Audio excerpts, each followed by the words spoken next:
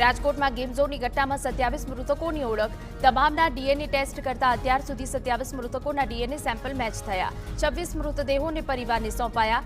Game ઝોનમાં આગથી કુલ 28ના મોત.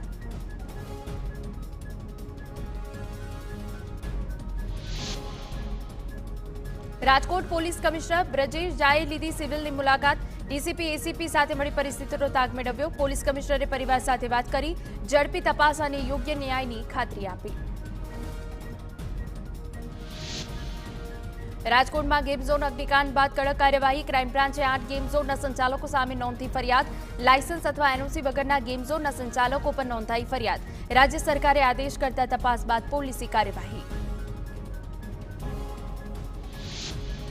Rajkot TRP game zone દુર્ઘટનામાં મોટો ખુલાસો. તમામ વિભાગોની શંકાસ્પદ ભૂમિકા સામે આવશે.